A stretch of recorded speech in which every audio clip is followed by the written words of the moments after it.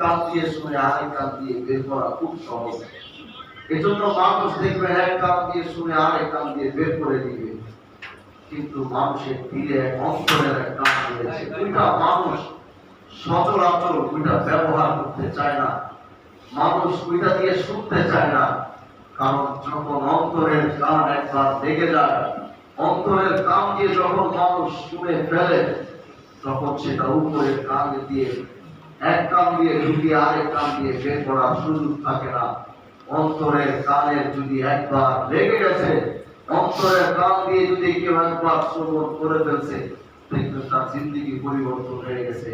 এজন্য আমরা যে কথাগুলো শুনবো, অল্প কথা বলবো, এখানে ঘন্টার পর ঘন্টা হয়তো আলোচনা করবো না, ঘন্টার পর ঘন্টা হয়তো কথা বলবো না, অল্প কিছু সময় আমরা আল্লাহ পাকের দিওয়ানা হয়ে যেতে চাই।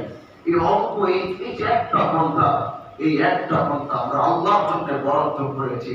এই এক ঘন্টায় দুনিয়াবি কোনো চিন্তা আমার মাথায় আসবে না। এই এক ঘন্টা আল্লাহর জন্য, আমার রবের জন্য আমরা এমন ভাবে বরাদ্দ করব যে আল্লাহ আমাদের মাঝে এখন আর কোনো জায়গা থাকবে না। আমার রব আমার অন্তরে, আমার দিলে এমন ভাবে আল্লাহকে ধারণ করব। এই এক ঘন্টা দিলটাকে নরম করে ফেলবো, এই এক ঘন্টা মনটাকে এত নরম করব যে আমার প্রতিটা কথা যেন ওই নরম মনের ভিতরে ঢুকতে সহজ হয়। অন্তর যেন আমার শক্ত না থাকে, অন্তর যেন আমার কঠিন না থাকে। আল্লাহ যেন কবুল করে বলেন আমিন। মালিক আল্লাহ আমাদেরকে পাঠিয়েছেন, আমাদেরকে বানিয়েছেন।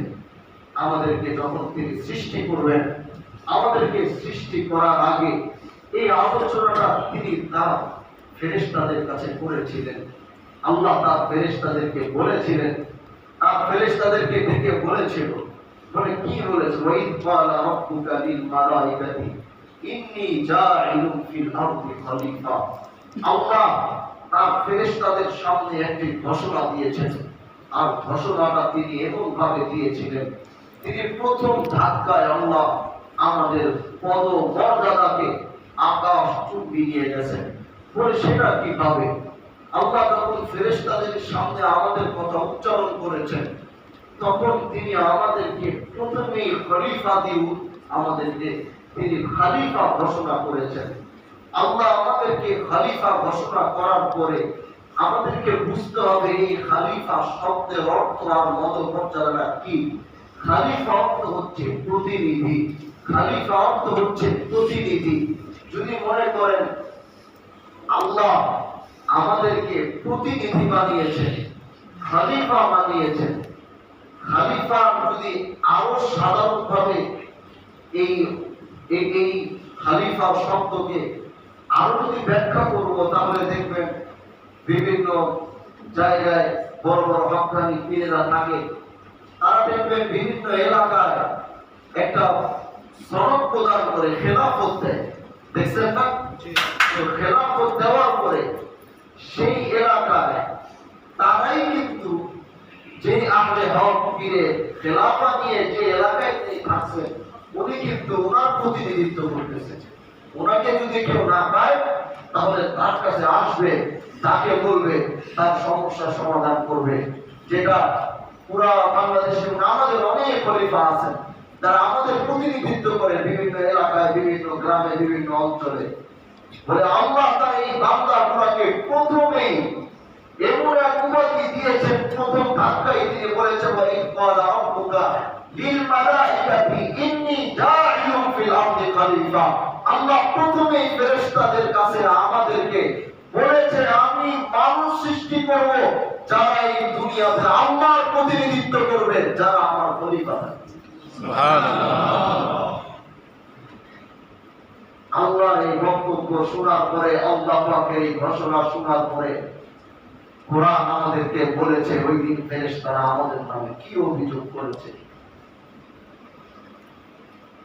আল্লাহ আমাদেরকে বানাই নাই, আমাদেরকে সৃষ্টি করেন নাই, শুধু আমাদের ব্যাখ্যাটা তিনি ফেরেশতাদের সামনে তুলে ধরেছিলেন। আর সেদিন কোরআন আজও আমাকে বলে, সেদিন ফেরেশতারা আমাদের উপরে ফেরেশতারা সেদিন কি বলেছিলেন, কোরআন সেটা আমাদেরকে, আল্লাহ সেটা আমাদেরকে স্পষ্ট বলে, বান্দা তাদেরকে ভালোবাসি, কিন্তু কত ভালোবাসি এটা হয়তো তোরা বান্দা হিসাবে বুঝিস না, তোরা বান্দা হিসাবে হয়তো কোনোদিন অনুধাবন করতে পারবি না। তাদেরকে খলিফা ঘোষণা দেওয়ার পরে সর্বপ্রথম ফেরেশতারা অভিযোগের আঙ্গুল তুলেছিল। কারণ ফেরেশতারা বলতেছে আহকামুল হাকিমিন, আপনি মানুষ বানাবেন, ইনসান বানাবেন, খলিফা বানাবেন, আমাদের তো কোনো আপত্তি নাই। قالوا أتجعل فيها من يفسد فيها ويسفك الدماء, কিন্তু যাদেরকে বানাবেন তারা তো গ্রামে গ্রামে রক্তারক্তি করবে, তারা ভাই ভাই রক্তারক্তি করবে, তারা ফিতনা ফাসাদ করবে, তারা নিজেরা রক্তের বন্যা বসায় দিবে, মা মেয়েকে হত্যা করবে, বাবা সন্তানকে হত্যা করবে, নেতা তার প্রজাকে হত্যা করবে, রাষ্ট্র তার নিরীহ মানুষগুলোকে হত্যা করবে, তারা রক্তের বন্যা বসায় দিবে। তখন তারা কি বলেছিল জানেন? তখন ফেরেশতারা বলেছিল قالوا أتجعل فيها من يفسد فيها ويسفك الدماء ونحن نسبح بحمدك ونقدس لك। আল্লাহ আমাদের দিকে তাকায় দেখেন না, আমরা তো আপনার সেই ফেরেশতা যারা আজও যারা আল্লাহু আকবার বইলা, যারা আল্লাহু আকবার বইলা আল্লাহর কুদরতের সামনে দাঁড়াইছে, আজকে হাজার বছর পার হয়ে গেছে, তারা এখন আল্লাহর সামনে নামাজের হালতে দাঁড়িয়ে রয়েছে। কেউ আল্লাহু আকবার বইলা সিজদায় গেছে, আজকে কোটি কোটি বছর পার হয়ে গেছে, আজও তারা রুকু অবস্থায় পড়ে আছে। আল্লাহু আকবার বলে কেউ সিজদায় পড়েছে, আজকে হাজার কোটি বছর পার হয়ে গেছে, আজও সেই ফেরেশতারা আল্লাহর কুদরতের পায়ে সিজদায় পড়ে আছে। ফেরেশতাদের অভিযোগের মাত্রা ছিল এটা, আপনি যাদেরকে বানাবেন তারা তো মারামারি করবে, তারা তো রক্তারক্তি করবে, তারা তো নিজেরা নিজেরা ফাসাদ করবে, আমরাই তো আছি যারা আপনার ইবাদত করি, আমরাই তো আছি যারা আপনার প্রশংসা করি। কিন্তু সেদিন আল্লাহ এই জবাবে কি বলেছিল জানেন? আল্লাহ সেদিন এই জবাবে বলেছিল ওয়ালা ইন্নী আ'লাম মা লা তা'লামুন। শোনো, সব অভিযোগ তোমাদের শুনলাম, সব অভিযোগ তোমাদের জানলাম, কিন্তু তোমরা এটা মনে রাখো আমি আল্লাহ যেটা জানি মা লা তা'লামুন, তোমরা কিন্তু সেটা জানো না। এবার ফেরেশতাদের সে অভিযোগের জায়গায় আসি, আয়েশা দেখি ফেরেশতারা যে অভিযোগ দিয়েছিল, আজকে সেই অভিযোগটা রূপান্তরিত কিভাবে সমাজে হচ্ছে যদি আপনারা শুনে তো অবাক হয়ে যাবেন। আজকে সেই ফেরেশতাদের অভিযোগগুলো সমাজে এক এক করে বাস্তবিত হচ্ছে। আর ওই দিন আমাদের আল্লাহ আমাদের পক্ষ নিয়েছিলেন, ওই দিন আল্লাহ বড় গলায় আমাদের পক্ষে কথা বলেছিলেন, বলেছিলেন ক্বালা ইন্নী আ'লামু মা লা তা'লামুন। ফেরেশতাদের অভিযোগকে আল্লাহ নিষ্পৃহ করে দিয়েছিলেন, কিন্তু আমরা এই অধম এই গুনাহগারগুলো সেই একই ফিতনা ফাসাদ রক্ত প্রবাহিত এমন ভাবে শুরু করেছি। আজকে মা মেয়েকে হত্যা করতে বিন্দু পরিমাণ দ্বিধা করছে না, আজকে বাবারা সন্তানদেরকে হত্যা করতে বিন্দু পরিমাণ দ্বিধা করছে না, আজকে নিজের ভাইকে খুন করতে বিন্দু পরিমাণ দ্বিধা করছে না। আজকে আমরা এমন সমাজ ব্যবস্থা কায়েম করেছি, এমন গুনার ভিতরে আমরা লিপ্ত হয়েছি, এমন গুনার ভিতরে নিজেদেরকে আমরা ঢুকিয়েছি, এমন ভাবে আমরা নিজেদের অস্তিত্বকে মিটিয়ে দিচ্ছি। ভাই আমার, আল্লাহ দেওয়া সেই খলিফা, আল্লাহ দেওয়া সেই প্রতিনিধিত্ব আমরা কিভাবে কাজে লাগাচ্ছি? অথচ আল্লাহ কি বলে জানেন? বলে আমি ফেরেশতাদেরকে বানাইছি হচ্ছে নূর দিয়া, আর তোমাদেরকে বানাইছি কি দিয়া? পোড়া মাটি দিয়া। আমাদেরকে কি দিয়া বানাইছেন ভাই? আওয়াজ করে বলেন, আমাদেরকে কি দিয়া বানাইছেন? আর ফেরেশতাদেরকে আল্লাহ কি দিয়া বানাইছেন? কিন্তু আহকামুল হাকিমিন বলেন, যেই ফেরেশতাদের জীবনে কোনো অপরাধী নাই, যারা আমাদের বিরুদ্ধে অভিযোগ দিয়েছে, যারা আমাদের বিষয়ে আল্লাহর কাছে কমপ্লেইন করেছে, তাদের কথাটা একটু খেয়াল করে শোনেন। আল্লাহ বলে তাদেরকে বানাইছি হচ্ছে নূর দিয়া, আর তোমাদেরকে বানাইছি হচ্ছে মাটি দিয়া। তোমাদের ভিতরে গুনার আসবাব, গুনার মজা দিছি, তাদের ভিতরে কোনো গুনাহ বা গুনার মজা নাই। তারা হাজার বছর কোটি বছর ইবাদতে মশগুল আছে, পাগল আছে, কিন্তু কখনো কখনো আমার এই বান্দাগুলা ওই সমস্ত দূরের তৈরি ফেরেশতার থেকেও আমার কাছে উত্তম করে। সুবহানাল্লাহ, আল্লাহু আকবার। যাদের জীবনে কোনো গুনাহ নাই, যারা গুনাহ কি জিনিস যারা বুঝে না। গুনাহ তো একটা মজার জিনিস, কিন্তু এই মজাটা তাদের ভিতরে নাই। তাদের ভিতরটাকে আল্লাহ বানাইছে দূর দিয়া, যাদের ভিতরে গুনার চাহিদা আসবাব পাওয়া যায় না। কথাগুলো একটু বুঝবেন, আপনাদের জন্য এই কথাগুলো অনেক উপকারে আসবে। একটু বোঝার চেষ্টা করবেন। গুনাহ একটা মজার জিনিস, এত মজা, গুনার এত স্বাদ, যেটা ফেরেশতারা কোনোদিন অনুভব করতে পারে না। আল্লাহ ওই গুনার মজাটা ফেরেশতাদের ভিতরে আল্লাহ কি, তারা গুনাহ কি তারা জানেই না, অথচ আমাদের ভিতরে গুনার আসবাব দেওয়া। তা আমাদের ভিতরে যদি গুনার আসবাব দেওয়া থাকে, তাহলে আমরা ফেরেশতাদের থেকে আবার উত্তম কিভাবে হব? প্রশ্ন তো একটা থাইকা যায়। আল্লাহ বলে, বান্দা শোনো, ওদের ভিতরে গুনার আসবাব দিলে মজা দিলে, তোমার ভিতরে গুনার আসবাব দিয়েছি মজা দিচ্ছি। তুমি এই গুনার মজা থাকা সত্ত্বে তুমি গুনাহ করো। ওদের ভিতরে তো নাই। ওরা জেনা কি জিনিস বুঝে না, ওরা সুদ কি জিনিস বুঝে না, ওরা ঘুষ কি জিনিস বুঝে না, ওরা অন্য মেয়েকে দেখার কি জিনিস, চোখের কি চাহিদা সেটা তারা বুঝে না। এক কথায় গুনার চাহিদাই তাদের মধ্যে। যেমন 3 বছরের বাচ্চা, 3 বছরের একটা ছেলে, 3 বছরের ছেলে, 18 বছরের মেয়ে, এক রুমে দিয়ে দিলাম তোমরা থাকো। আরেক রুমের ভিতরে 18 বছরের ছেলে, 18 বছরের মেয়ে, তাদেরকে এক রুমে দিলাম তোমরাও থাকো।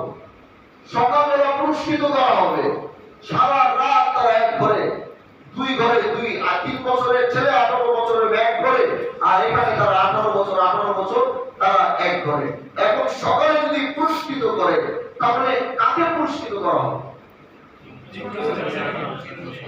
যে রুমের ভিতরে 18 বছরের ছেলে এবং 18 বছরের, তাদেরকে পুরস্কৃত করা হবে। এখন যদি প্রশ্ন করি, তাদেরকে কেন পুরস্কৃত করবেন? 3 বছরের ছেলে আর 18 বছরের যে এক রুমের ছেলে, তাদেরকে কেন পুরস্কৃত করবেন না?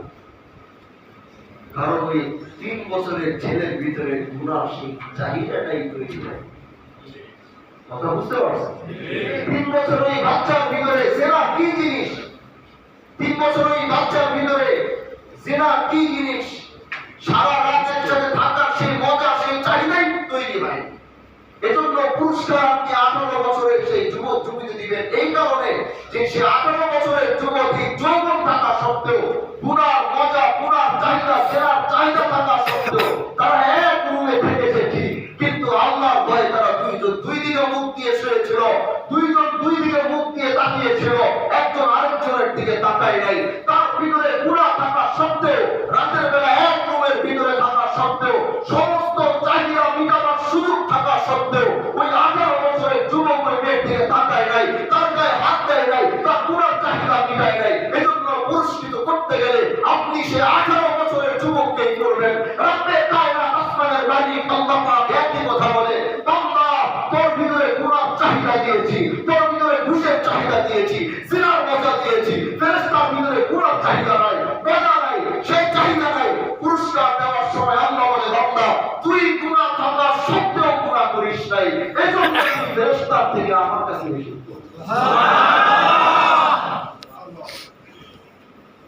ভাই, প্রবাসের জীবন কাটাইতেছে,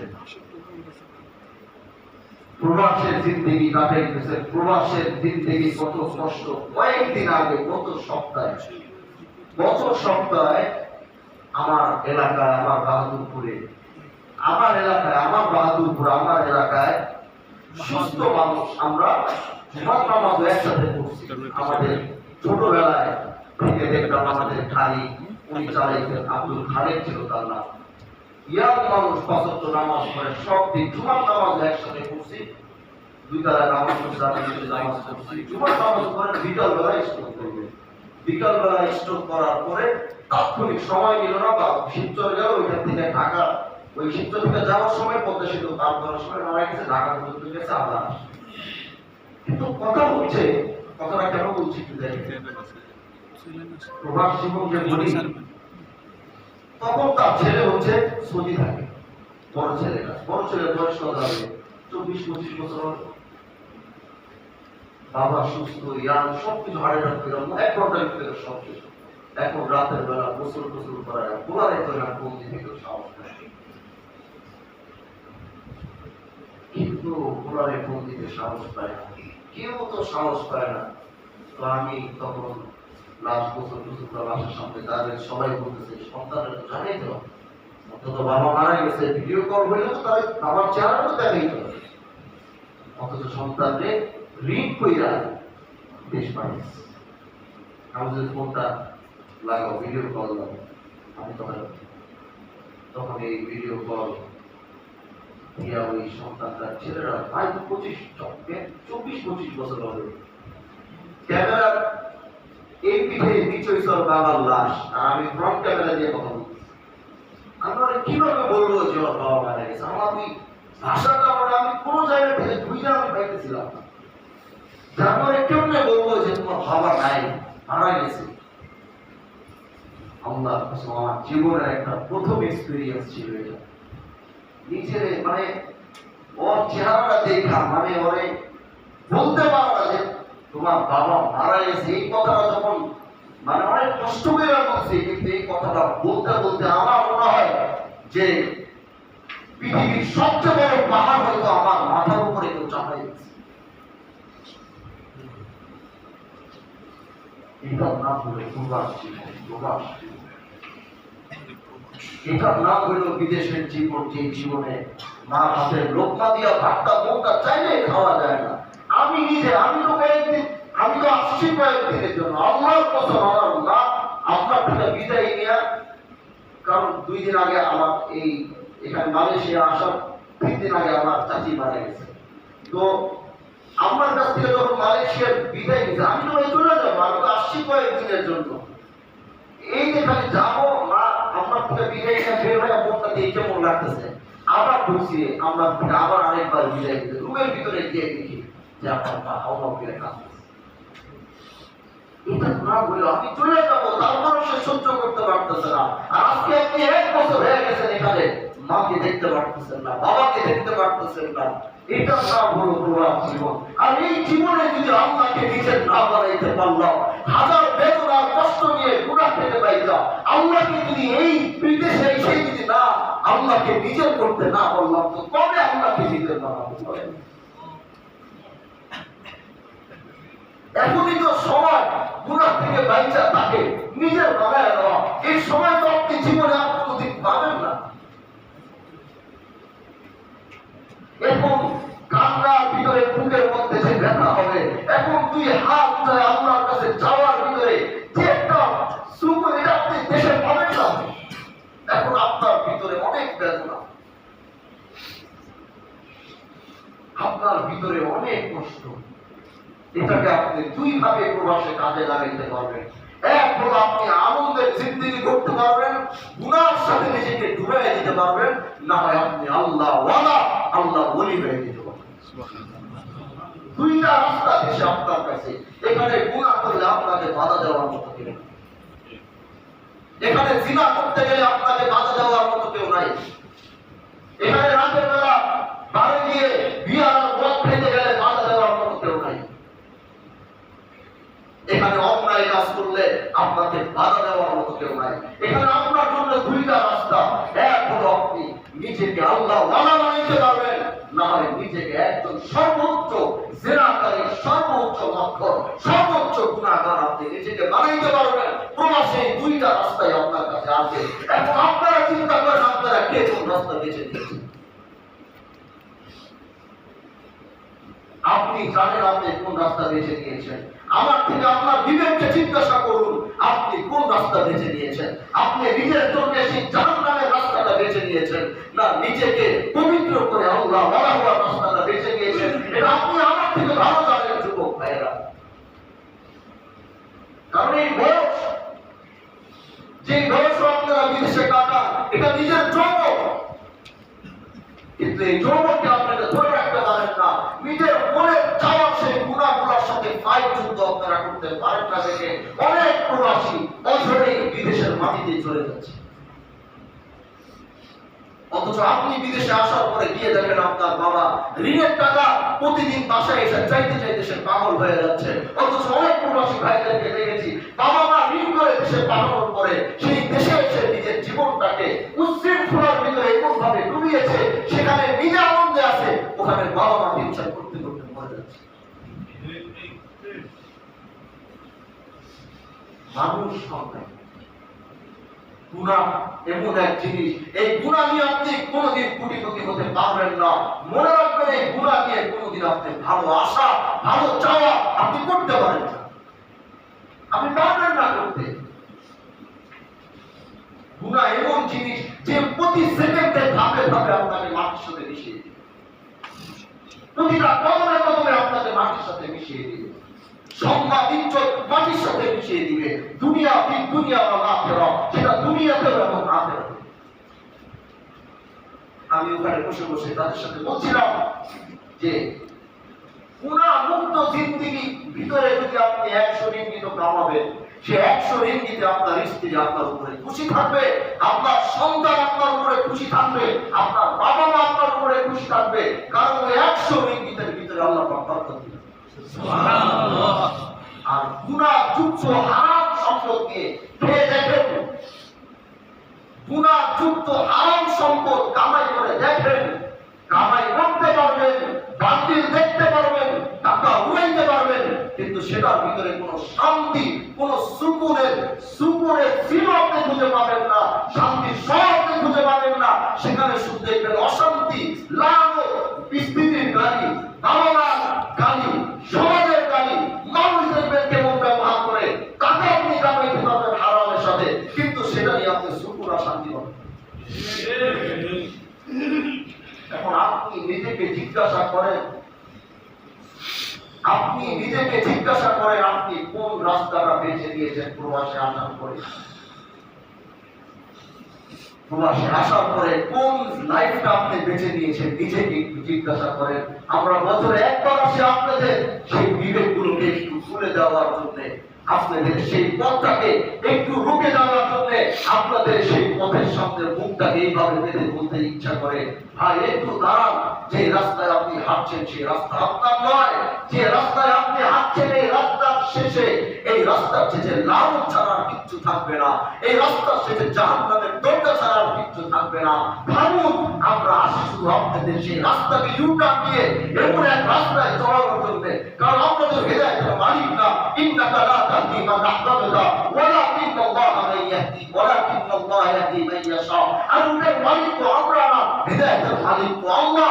কিন্তু আপনাদের রাস্তা যখন দেখি বিপদ যাবে, তখন আলেমরা ঠিক করে এসে বুকটা পেতে দাঁড়িয়ে যায়, সেই রাস্তা দিয়ে আর 1 ইঞ্চি আপনাদেরকে সামনে আগাইতে দিতে চায় না, আপনাদেরকে ইউটার্ন করে এরকম এক রাস্তা সন্ধান দিতে চায়, যে রাস্তা আল্লাহর রাস্তা, যে রাস্তা দ্বীনের রাস্তা, যে রাস্তা হচ্ছে ইসলামের রাস্তা। আপনাদের বিবেকগুলোকে ভাঙায় দিতে চাই, আপনাদের চিন্তা চেতনাগুলোকে পরিবর্তন করতে চাই। আপনি কোন রাস্তায় হাঁটছেন, আপনার কোন রাস্তা? এই বিদেশে বসে এজন্য বলি ভাই, গুনাহ মুক্ত জিন্দেগি যদি করতে পারেন, আল্লাহর কসম টাকা যতই কামাবেন সেটার ভিতরে শান্তি আর সুকুন থাকবে। এই গ্যারান্টি আমি নয়, এই গ্যারান্টি আসমানের মালিক নিজে দিয়েছে।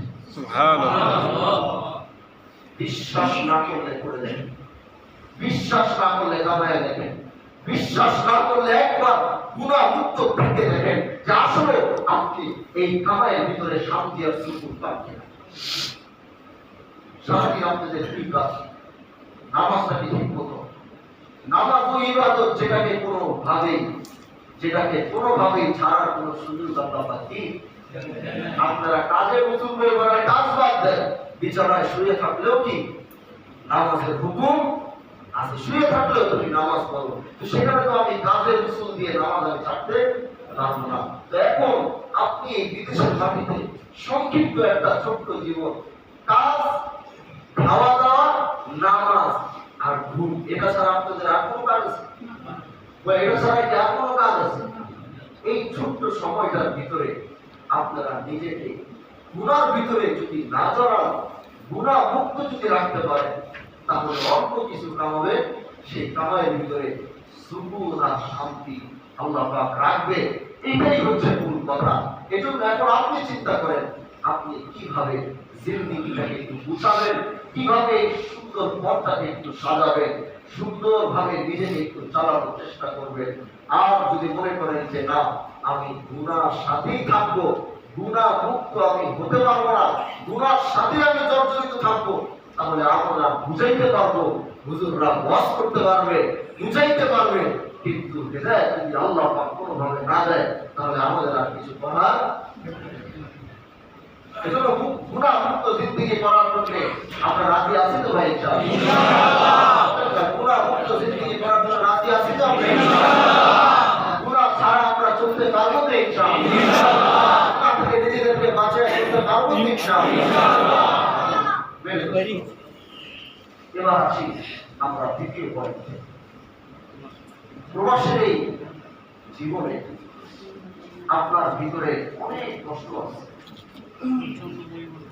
আপনার ভিতরে অনেক বেদনা আছে, আপনার ভিতরে অনেক কষ্ট আর ব্যথা চাপায় আছে। আমি সব জায়গায় যখন যে কোনো দেশে যাই, তখন আমি আমার প্রবাসী ভাইদেরকে এই কথাগুলো একটু বেশি তাদের কাছে উপস্থাপন করার চেষ্টা করি। এই যে আপনার যে কষ্টটা, এটা সবসময় বলি, আপনার এই কষ্টটা আপনি জায়নামাজের সাথে ব্যবহার করা। কথা আমি বুঝার চেষ্টা করি। এই যে আপনার ভিতরে যে কষ্ট, এই কষ্টটাকে আপনি জায়নামাজের সাথে মিশাবেন। এটাতে বলবে যে হুজুর জায়নামাজের সাথে মিশাবো মানে? এই যে আপনার এই দুঃখ, পানি কিন্তু আপনার 2 ফোঁটা এমনিই পড়বে না? কষ্ট কিন্তু আপনার এমনিই লাগবে, 2 ফোঁটা চোখের পানি আপনার এমনিই পড়বে। আপনি এই 2 ফোঁটা চোখের পানিটা এইভাবে না ফেলে সেই চোখের পানিটাকে আপনি জায়নামাজে ফেলবেন। রাতের বেলা সারাদিন কাজ করে আসার পরে চোখে অনেকের ভিতরে কষ্টে অনেক ধরনের কষ্ট।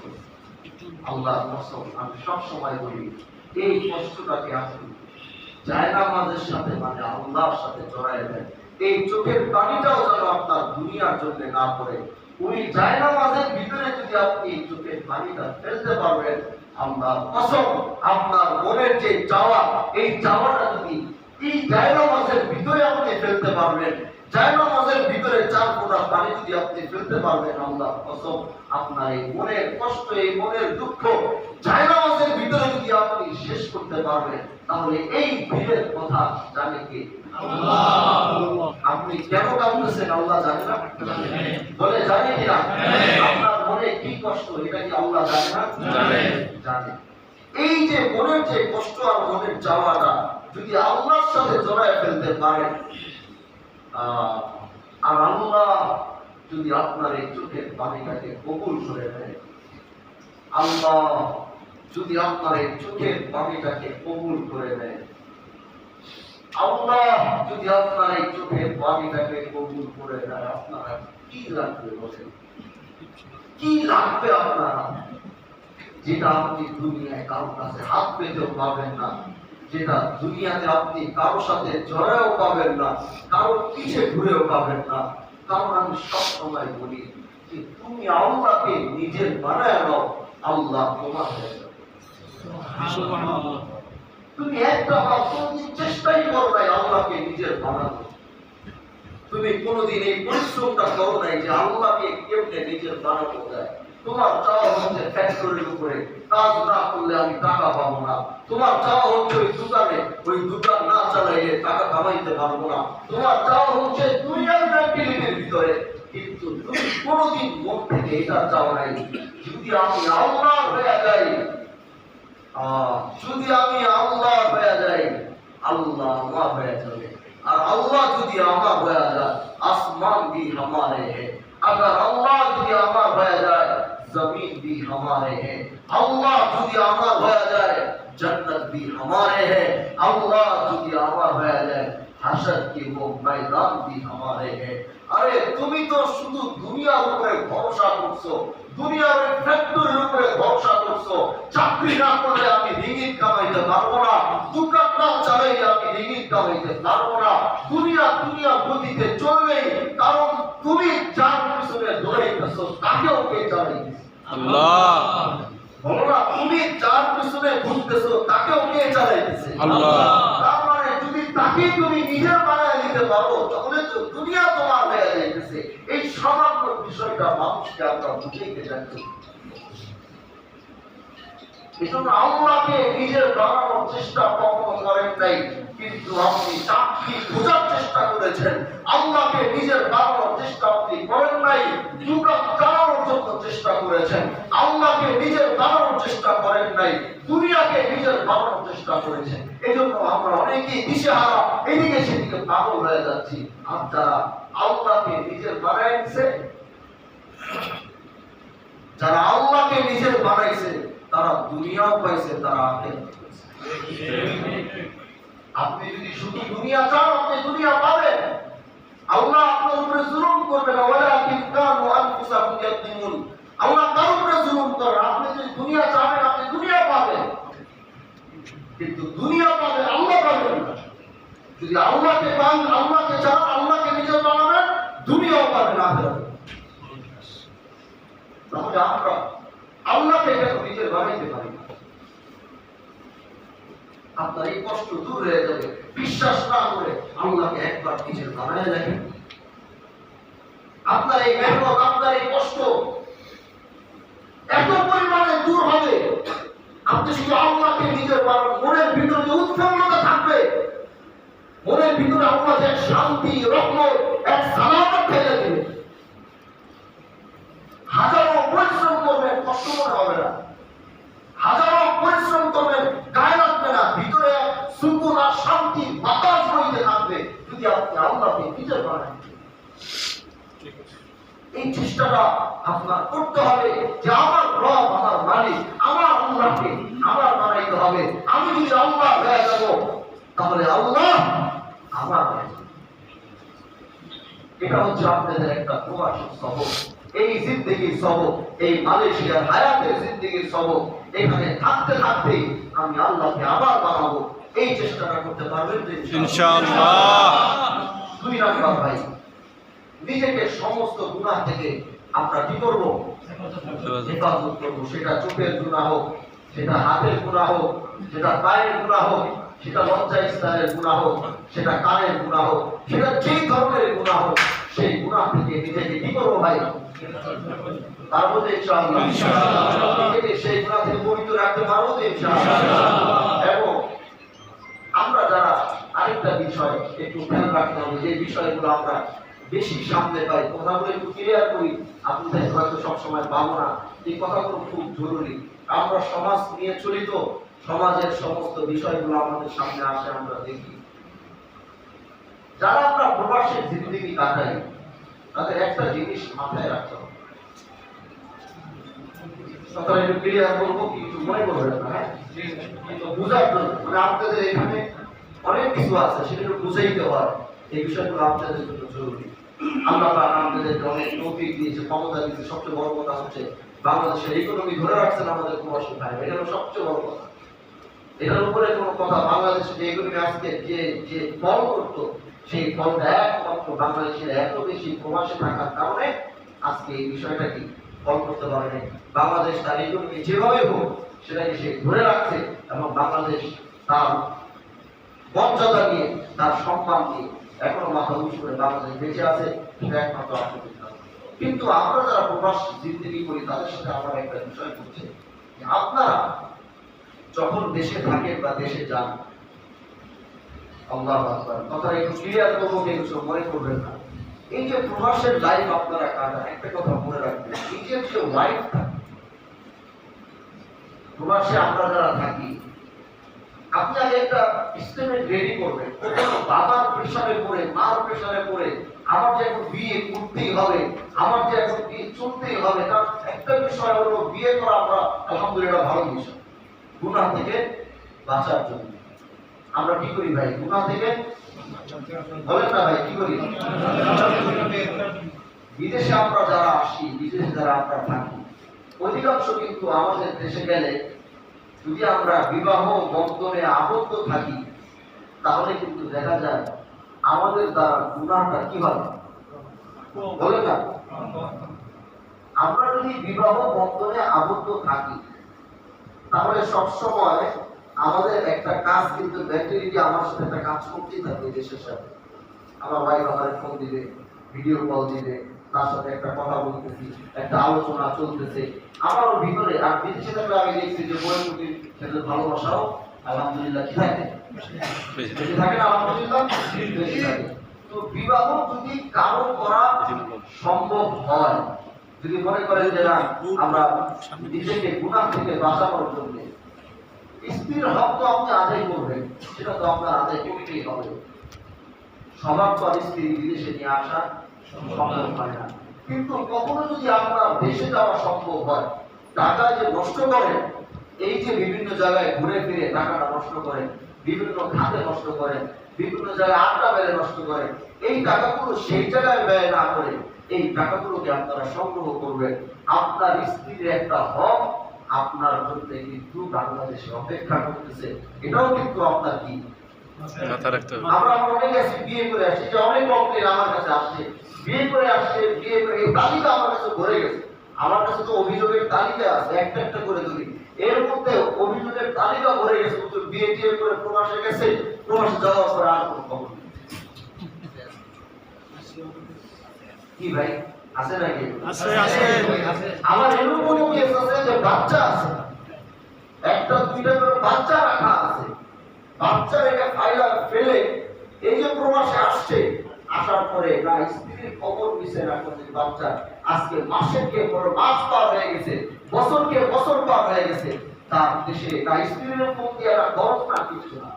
এটা কিন্তু ভীষণ অন্যায়। ওয়াজ জীবনে অনেক করা যায়, ওয়াজ আপনারা অনেক শুনবেন, কিন্তু এমন কিছু বিষয় আপনাদেরকে তুলে ধরে দিতে চাই যেন এই অন্যায় আপনার দ্বারা জানেন না। আজকে আপনি বিয়ে করে আসছেন, একটা মানুষকে ফেলে আসছেন, বাচ্চা সহ ফেলে আসছেন, এরকম হাজারো কেস পাওয়া যাচ্ছে যে বাবারা বিন্দু পরিমাণ সেখানে কোনো খবর নিচ্ছে না, তাদেরকে ফেলে চলে আসছে। আজকে তারা কি অবস্থা আছে, বাচ্চাটা আপনারই তো সন্তান, আপনারই তো রক্ত, সেই বাচ্চাটা আজকে ঠিক মতো না দুধ কিনে দিতে পারতেছে কিনা, বা সে চলতে পারতেছে কিনা, এরকম অন্যায় যেন বন্ধু বান্ধবের মধ্যে যদি আশেপাশে কাউকে দেখেন, তাদেরকে বলবেন এই অন্যায় যেন তারা না করে। আল্লাহর আদালতে এই যে হুকুকুল ইবাদ, আল্লাহর আদালতে সন্তানের যে হক, সেই হকের দেশে আটকে আসবে। সন্তান যদি কোনোদিন মাফ না করবে, এই বাবা কিন্তু কোনোদিন মাফ পাবে না। এজন্য স্ত্রী এবং সন্তান তাদের হক একজন বাবা হিসাবে প্রবাস থেকে আপনাকে আদেশ করতে হয়। এই কথাটা মাথায় রাখতে হবে। বাবা মা থাকবে, একজন সন্তান চাইলে সবকিছু ব্যালেন্স করতে পারে। আসলে সত্যি কথা বলতে, যারা বিদেশে আসে, আমাদের দেশে যারা আছে, তারা মনে করে কি যে বিদেশে যাওয়ার পরে সে কত হাজার হাজার কোটি টাকা, মানে সে কেমন ভালো টাকা কামাইতেছে, মানে পৌঁছা দিলে একটা মোবাইল চাইলেই পাঠাই দিতে পারবে, একটা হোন্ডা চাইলেই পাঠাই দিতে পারবে। দেশের মানুষের যারা বিদেশে আসেনি তাদের কিন্তু এরকম ধারণা, বলে এরকম ধারণা। ছোট ভাই একটা মোটরসাইকেল চাই পয়সা থাকে যে ভাই আপনি আমার মোটরসাইকেল দাও, তারপরে কি মোটরসাইকেল, একটা মোটরসাইকেল 2-2.5 লাখ 3-3.5 লাখ টাকা। ও মনে করে ভাই বিদেশ গেছে মানে মোটরসাইকেল দেওয়ার এবিলিটি আছে, আইফোন নতুন কাউকে রয়েছে, ভাই বিদেশ আসছে মানে আমার ভাই একটা আইফোন দেওয়ার মতো বা একটা স্যামসাং ভালো একটা অ্যান্ড্রয়েড ফোন দেওয়ার মতো এবিলিটি আছে। কিন্তু সে জানে না যে এইখানে প্রবাসী তার জীবনের 14টা বাই যেতেছে, এটা কিন্তু দেশ থেকে তারা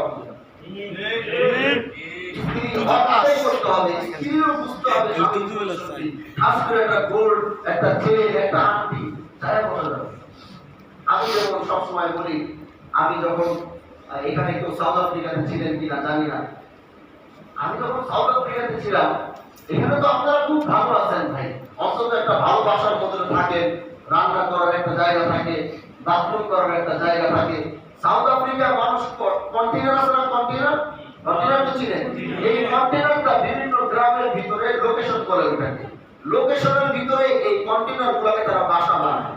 সামনের সাইডটা থাকে হলো দোকানের জন্য, পিছনের একটু সাইড, এক পাশে খাট, ওই সাথেই বাথরুম দেখা যাইতেছে, এই পাশে রান্না করতেছে, বাথরুমের পাশে বসে।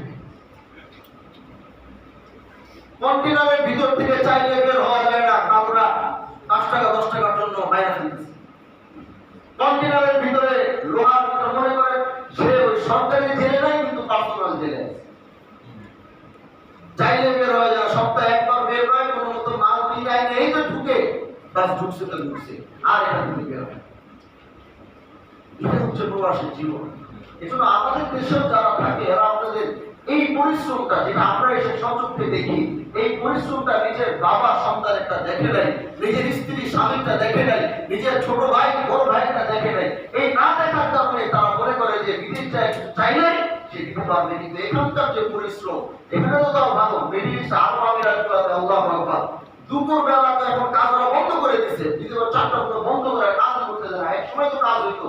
এই গরমের ভিতরে মাথার ভিতরে হেলমেট দিয়ে যখন কাজটা করে, এটা যদি কোন স্ত্রী স্বামীটা দেখতো, আল্লাহর কসম আমার বিশ্বাস অন্তত কোন স্ত্রী তার স্বামীকে কিছু চাইবে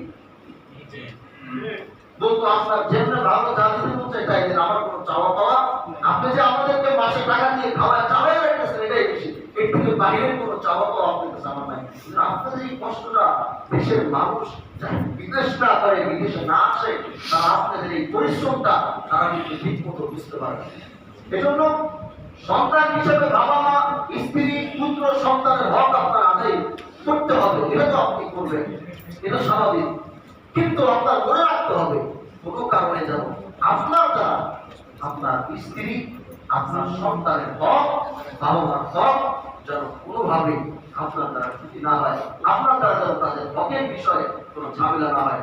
সন্তান হিসেবে কষ্ট করছেন, ওই যে সবাই তো প্রবাসের একটা কথা বলে, প্রবাস হচ্ছে একটা মেশিনের মতো, মেশিন যতদিন চলে এই মেশিনের বলে দাম আছে, আর এই মেশিন যখন নষ্ট হয়ে যায় তখন এই মেশিনের দাম থাকে না। এটাই বাস্তব, এটাই বারবার প্রমাণিত হচ্ছে। আর আমাদের দেশের কিছু বাবা, কিছু মা, কিছু স্ত্রী, কিছু ভাই আছে, একজনকে বিদেশ পাঠায় এত বড় আশা করে থাকে, যে আশা কি আসলে হয় না ভাই। বিদেশের মাটি কোনো কঠিন মাটি, সবাই তো ব্যবসা করে না, এখানে অধিকাংশ সবাই চাকরি বাকরি করে, সবার তো তারা ব্যবসা আল্লাহ কবুল করে না, কেউ চাকরি করে, পরিশ্রমে টাকা কামায়। সেই জন্য তাদেরকেও বুঝাইতে হবে যে আমাদেরকে বিদেশ পাঠাই বড় এক স্বপ্ন নিয়ে আশা নিয়ে বসে থাকাও চলবে না। দুটো জায়গায় একদম মানে রিজার্ভ হিসাবে, মানে একজন পুরুষ হিসাবে এটাকে আপনাকে ব্যালেন্স করতে হবে, এটাকে আপনাকে ব্যালেন্স করে চলতে হবে। বুঝতে পারছেন না? ইনশাআল্লাহ আপনার স্ত্রী, মনে রাখবেন, আপনার স্ত্রী কাজে যতই ব্যস্ত থাকে, যতই কাজে ব্যস্ত থাকে, আপনি কিন্তু আপনার এক আমানত বাড়িতে রেখে আসেন। অথবা খুব গভীরভাবে বুঝবেন এবং বুঝার চেষ্টা করবেন, শুধু বুঝবেন না, মানবেন। আপনি আপনার স্ত্রীকে বাড়িতে রেখে আসছেন, আল্লাহর কসম সে আপনার আমানত। কাজের এত ব্যস্তগিরি দেখেন না যে ব্যস্তগিরির কারণে আপনার আমানতের জ্ঞান হচ্ছে। যতই বিদেশ করেন, যতই ব্যস্ত থাকেন, যতই কাজ করেন, শেষ বয়সে তো স্ত্রীর সাথে নিয়ে থাকতে হবে নাকি? শেষ বয়সে তো সন্তানের কাছে নিয়ে, সন্তান স্ত্রী সারা জীবন বিদেশ করার জন্য তো আসেন না। হয়তো 5 বছর করবেন, না 10 বছর করবেন, তারপরে তো ঠিকই আমার বাড়িতে চলে যাবে। কিন্তু যে আমানতটাকে আপনি রেখে আসছেন বাড়িতে, এই আমানতটাকে রেখে আসার পরে এই আমানতের হেফাজত করার দায়িত্ব আপনার, এই আমানতকে রক্ষা করার দায়িত্ব আপনার। এত ব্যস্তগিরি দেখান না যে স্ত্রী দেশে যা মন চায় তা করবে, যেখানে যাইতে মন চায় যাবে, আপনার কোনো খোঁজ খবর নাই, খেয়াল রাখতেছেন না, টাকার সময় শুধু টাকা পাঠিয়ে দিতেছেন, সে কোথায় যাইতেছে, কি করতেছে, কি করবে, কোথায় সে বসবাস করতেছে, তার বাবার বাড়ি কয়দিন যাইতেছে, মা আপনার বাড়িতে কয়দিন থাকতেছে, তার গন্তব্য কোথায়, একজন স্বামী হিসাবে এটা আপনার দায়িত্ব। সেই দায়িত্ব আপনি মালয়েশিয়া কেন থাকেন, আফ্রিকার জঙ্গলে যদি আপনি থাকবেন, আফ্রিকার জঙ্গল থেকে সেই দায়িত্ব আপনার পালন করতে হবে। কথাগুলো বুঝবেন ভাই, কথাগুলো খুব, আমরা এই কথাগুলো বলার কারণে আগে তো সামাজিক ভাবে এত, আগে শুধু ওয়াজ করছি, বিভিন্ন জায়গায় প্রোগ্রাম এটাই ছিল আমাদের কাজ। কিন্তু এখন সমাজ ব্যবস্থায় ঢোকার পরে, সমাজের দেশের দায়িত্ব কাঁধে আসার পরে, যখন এই মামলা কেসগুলো থানা ফেলার হয়ে যখন আমাদের কাছে পাঠাইতেছে, তখন বুঝতেছি দেশ আর সমাজের কি অবস্থা। আমার মোবাইলের মেসেজ যদি আপনাদেরকে দেখাবো, তাহলে দেখবেন প্রতি 1 মিনিট 1.5 মিনিট পর পর আমার এলাকার কোন গলিতে কি হইতেছে, কোন ভাবে কি যাইতেছে, কোথায় কি হইতেছে। এই 10 লক্ষ মানুষের বসবাস বাংলাদেশের অন্যতম একটা বড় থানা। আমার এমন ভাবে আমি এটাকে ক্যাপচার করছি, কোন গলিতে কে আসতেছে, কোন ঘর থেকে কে বের হইতেছে, এমন ভাবে প্রতি মিনিটে আমার কাছে মেসেজ আসতে থাকে অভিযোগের।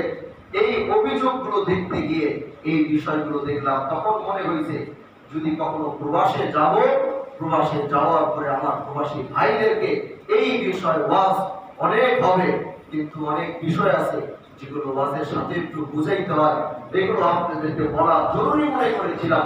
এজন্য তখনই চিন্তা করেছি, যখনই যাবো দেশের বাইরে, তখন তাদের সামনে এই বিষয়গুলো তুলে ধরে তাদের সামনে রেখে আসতে হবে। এই আমার আপনাদের কাছে, এটা আপনাদের স্ত্রী, আপনাদের পুত্র, আপনাদের সব, এগুলো আপনাদের কাছে আমার। এজন্য আপনি এখান থেকে বসে তাদের খোঁজ খবর আপনার রাখতে হবে। যদি আপনি ব্যর্থ হন, তাহলে এটা গুনার ভাগিদার রাখতে হবে। আর আপনি স্ত্রীর হক আদায় করতে পারবেন, আপনি দূরে আছেন, এই মানে এই নয় যে আপনি তার হক আদায় করতে পারবেন, তার সাথে থাকতে পারতেছেন না, তার পাশে থাকতে পারতেছেন না, কিন্তু আপনি তো তার খোঁজ খবরটা রাখতে পারবেন নাকি? নাকি এটাও পারবেন? আপনি তার পাশে নাই, তার সাথে নাই, ঠিক আছে, কিন্তু এখান থেকে বসে তার খোঁজ খবরটা রাখার দায়িত্ব স্বামী হিসাবে আপনার আছে না?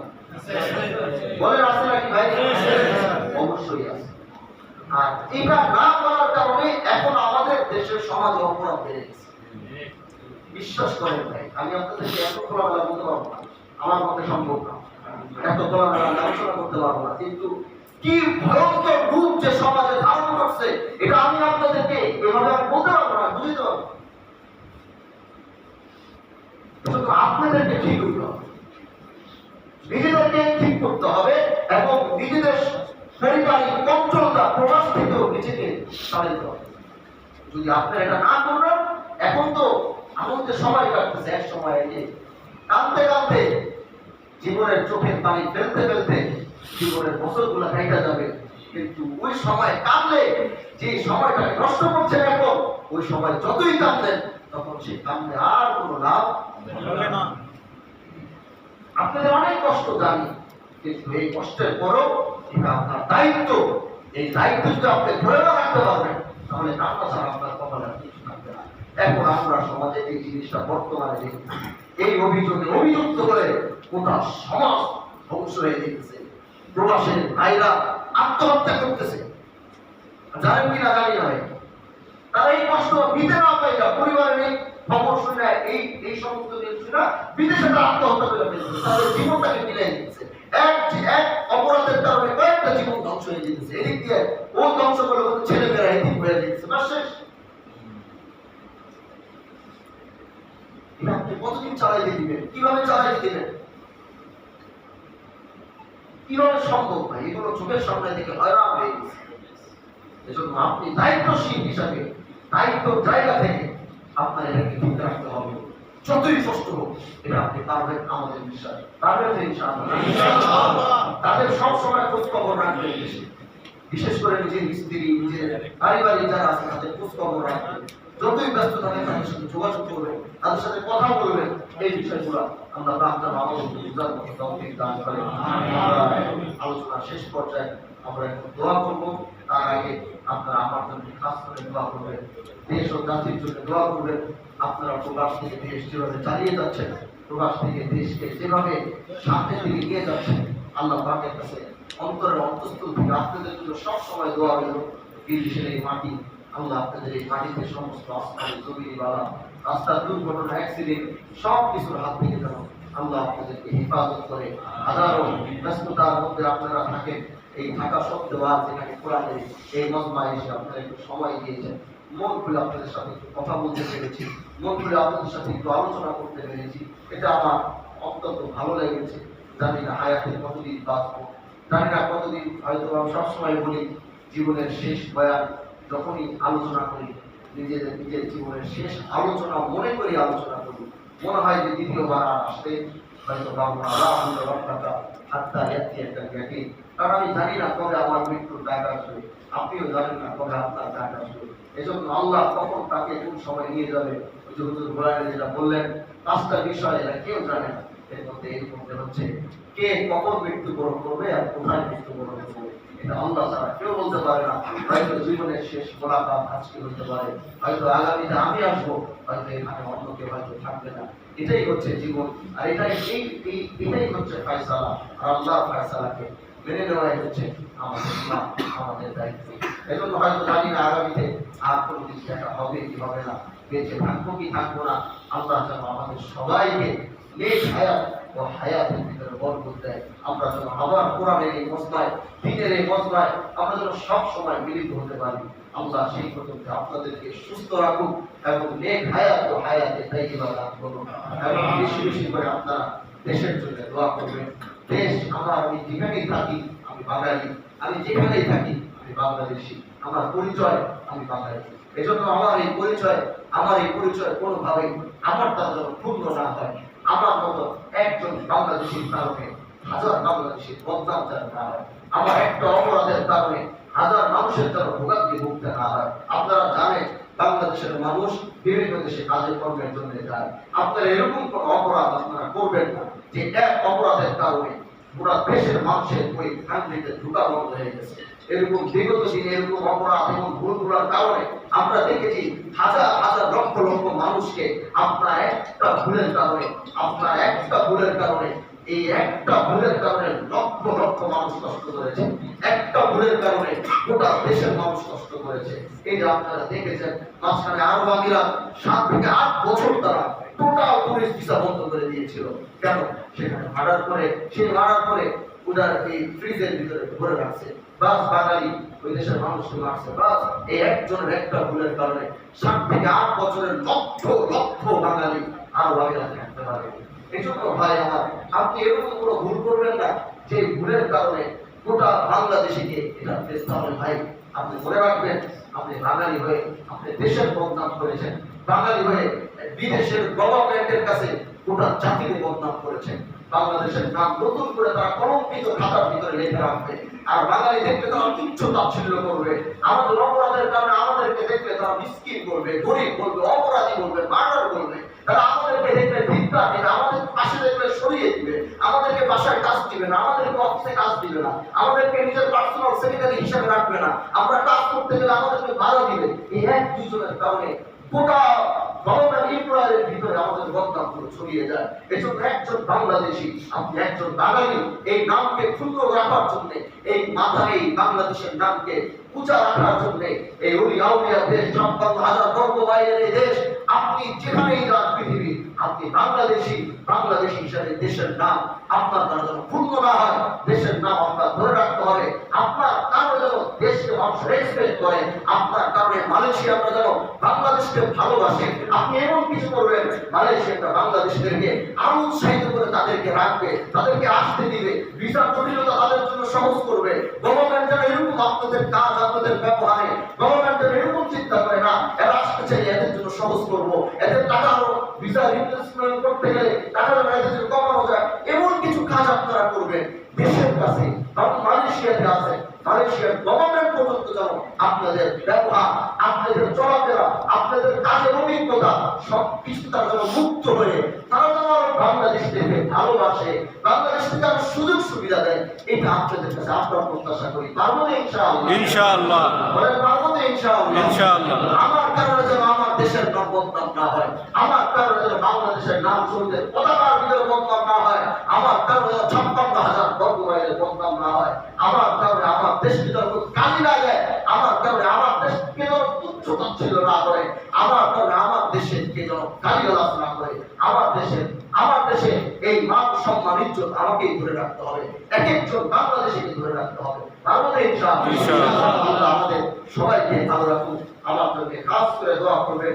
দেশ ও জাতির কল্যাণে এগিয়ে যাচ্ছি, দেশ ও জাতির কল্যাণের জন্য নিজের জীবনকে এখন এমন জায়গায় পেয়েছি আমার নিজের কোনো নিরাপত্তা এখন নাই।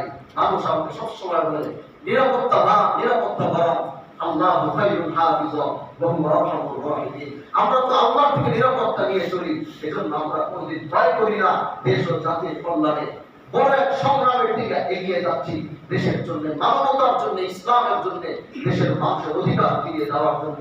এজন্য আমার সঙ্গে খাস করে দোয়া করবেন, আল্লাহ যেন আমাকে একটু সুস্থ রাখেন এবং নেক হায়াত দান করেন। আগামীতে বাংলাদেশের এই মাটির জন্য, লাল সবুজের এই পতাকাকে ধরে রাখার জন্য, দেশের অস্তিত্বকে রক্ষা করার জন্য হাজী শরীয়তুল্লাহ যেভাবে জীবনকে বিলীন করেছে, হাজী শরীয়তুল্লাহ শাহজালাল শাহপুরান তিতুমিরেরা যেভাবে দেশের মান সম্মান ইজ্জতকে রক্ষা করেছে, দেশের অন্যায় অবিচারকে দূর করেছে, আল্লাহ সেই রক্তের আমানত যেন, আল্লাহ সেই রক্তের আমানত যেন আমাদেরকে তারা কবুল করে, সেই রক্তের আমানতের খেয়ানত যেন আমাদের দ্বারা না হয়, সেই দোয়াটুকু আমার প্রতি খাস করে আপনারা করবেন। যদি বেঁচে থাকবো আবার আসবো, বেঁচে থাকবো আবার দেখা হবে, এবং আপনারা যদি দেশে যান, আমি শিবচরে থাকি, যে কোনো সময় আমার দরজা আপনাদের জন্য খোলা, কখনো যদি আসবেন আমি অনেক খুশি হব ইনশাআল্লাহ। সেই পর্যন্ত ভালো থাকবেন, সুস্থ থাকবেন, বেঁচে থাকলে আবার দেখা হবে। নাসরুল মিনাল্লাহি ওয়া ফাতহুল করিম ওয়া বাশশিরিল মুমিনিন। আসসালামু আলাইকুম ওয়া রাহমাতুল্লাহি ওয়া বারাকাতুহু। ওয়া আলাইকুম আসসালাম। সবাই দুরূদ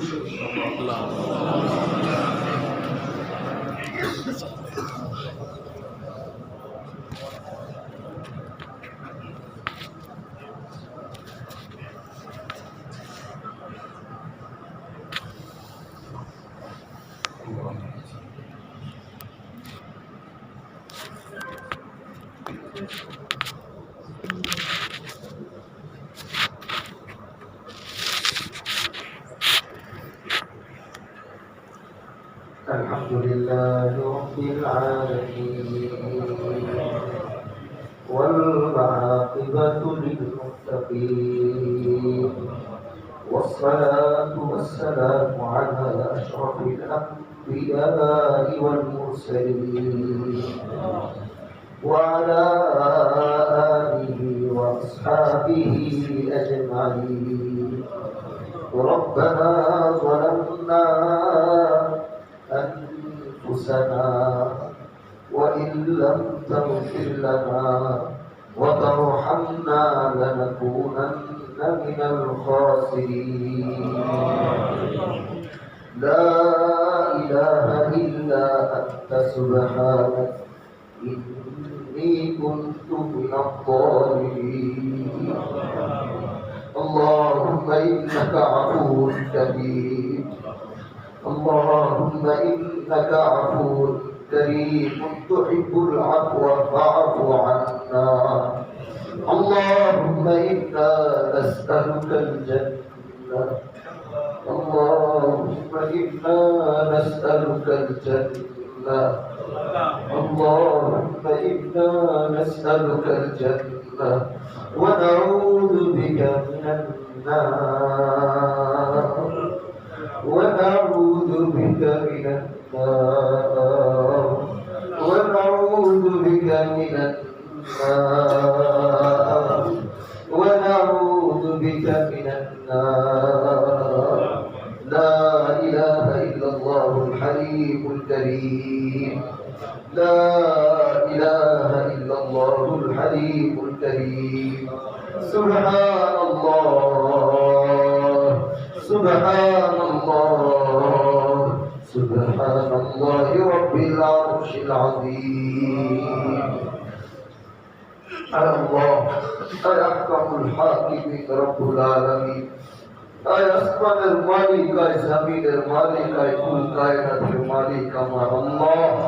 এই গুনাহগার নাফরমান গুনাহ যাদের গুনাহ পাহাড় হয়ে গেছে আল্লাহ, যাদের গুনাহ সাগর হয়ে গেছে আল্লাহ, যাদের দিন শুরু হয় গুনাহ দিয়া, যাদের রাত শেষ হয় গুনাহ দিয়া, আল্লাহ যাদের চলতে ফিরতে শুধু গুনাহ আর গুনাহ আর গুনাহ, যাদের চোখের গুনাহ শেষ নাই আল্লাহ, যাদের জবানের গুনাহ শেষ নাই আল্লাহ, যাদের হাত আর পা বাচ্চা ইসলামের গুনাহ শেষ নাই আল্লাহ। আহকামুল হাকিমিন রব্বুল আলামিন, এই গুনাহগুলোতে আপনি দয়া করবেন তো কে দয়া করবে আল্লাহ? এই গুনাহগুলো আপনি মাফ না করবেন তো কে করবে আল্লাহ? আপনি ছাড়া তো আমাদের কোনো রহমান নাই, আপনি ছাড়া তো আমাদের কোনো রহিম নাই, আপনি ছাড়া তো আমাদের গফফার গফুর নাই। আল্লাহ, আপনি আমাদের এই জিন্দেগীর সমস্ত গুনাহগুলা আপনার কুদরতের শাহী দরবারে রাখলাম। দেখেন না আপনার একটু দয়া হয় কিনা এই গুনাহগার গুলাকে দেখা, দেখেন না আপনার একটু মায়া হয় কিনা আল্লাহ, এই গুনাহগার গুলার একটু দেখেন, আল্লাহ এই পাপী গুলার একটু দেখেন না। মসজিদে একত্রিত হয়ে আপনার কুদরতের শাহী দরবারে হাত উঠেছে, আল্লাহ একটু দেখেন না আমাদেরকে, আমাদের দিকে একটু তাকান, একটু রহমতের নজর দিয়ে তাকান আল্লাহ, একটু রহমতের নজর দিয়ে আমাদেরকে দেখেন। যদি একটু আপনার মায়া হয়, এই গুনাহগার গুলোকে দেখে যদি একটু মায়া হয়, যদি একটু দয়া হয় আল্লাহ, এই আপনি আমাদের জিন্দেগীর গুনাহগুলোকে মাফ করে দেন আল্লাহ, আমাদেরকে গুনাহমুক্ত জিন্দেগি গড়ার তৌফিক দেন। আপনার সাথে আর নাফরমানি করতে মনে চায় না, আমাদের আর গুনাহ করতে মনে চায় না, আপনার থেকে আর দূরত্ব বাড়াইতে মনে চায় না আল্লাহ, আপনি আমাদেরকে গুনাহ থেকে একটু বাঁচান, আপনার রহমতের চাদর দিয়ে আমাদেরকে একটু ঘিরে দেন আল্লাহ। আহকামুল হাকিমিন, বিশেষ করে আল্লাহ এই প্রবাসের মাটিতে আমার এই নিষ্পাপ প্রবাসী ভাইগুলারে নিয়ে হাত উঠেছি আল্লাহ, আমার মা জানে আমি চলে যাবো, তার আমার মা চোখের পানি আটকাইতে পারে নাই, কিন্তু এই প্রবাসী ভাইদের মাদের কি অবস্থা জানি না আল্লাহ, তাদের বাবাদের কি অবস্থা জানি না, তাদের স্ত্রীদের কি অবস্থা জানি না, তাদের সন্তানদের কি অবস্থা জানি না। আল্লাহ, হাজারো ব্যথা বেদনা দিয়ে, এই হাজারো পথ পাড়ি দিয়ে প্রবাসের এই মাটিতে কত কষ্ট তারা করছে, বাড়ি কত শ্রম তারা দিচ্ছে আল্লাহ। আহকামুল হাকিমিন, আমার এই প্রবাসী ভাইগুলোকে তুমি হেফাজত করো আল্লাহ, তাদেরকে রাস্তার দুর্ঘটনার হাত থেকে হেফাজত করো আল্লাহ, তাদেরকে বিপদ আপদের হাত থেকে হেফাজত করো আল্লাহ, তাদেরকে সমস্ত বিপদ আপদ থেকে তাদেরকে রক্ষা করো। তারা কেউ চাকরি করছে, কেউ ব্যবসা করছে, আসমান আর জমিনের সমস্ত রহমত আর বরকতের দরওয়াজাগুলো তাদের জন্য খুলে দাও। আয় আল্লাহ, আমার সাথে এই মুহূর্তে অনেকের হাত পেয়েছে, এর মধ্যে অনেকের বাবা নাই, অনেকের মা নাই। আয় আল্লাহ, তোমার সেই মাটিতে ফোনের পরে কত বাবা হারানোর ফোন দিয়েছে যে হিসাব নাই, তোমার সেই মাটিতে কত মা হারানোর ফোন দিয়েছে যে হিসাব নাই আল্লাহ। আমি ওই দেখেছি, আমি নিজের সাক্ষী, আমি ওই বাবার লাশ রেখে আমার সন্তানকে বলতে বড় কষ্ট হয়েছে, বলার পরে অবস্থা দেখে মনে হয়েছে আল্লাহ, কোন প্রবাসী ভাইয়ের জীবনে ছিল এরকম না হয়।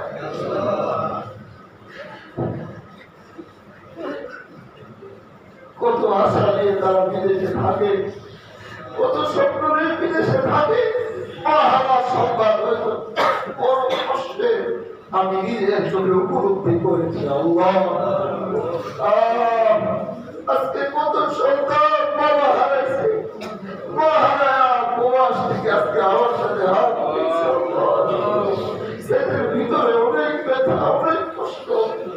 কেমন হাত দিবি, আপনি এদের প্রত্যেকের বাবা মাকে মাফ করে দেন, প্রত্যেকের বাবা মার খুব করে গেছে আপনাদের বাবার পৌঁছে দেন আল্লাহ। এই সন্তান গুলোকে আপনি ধৈর্য ধারণ করার তৌফিক দান করেন আল্লাহ। আহকামুল হাকিমিন, যে মুহূর্তে আমরা হাত তুলেছি, এই মুহূর্তে ফিলিস্তিনের যে কি অবস্থা, গাজার যে কি অবস্থা,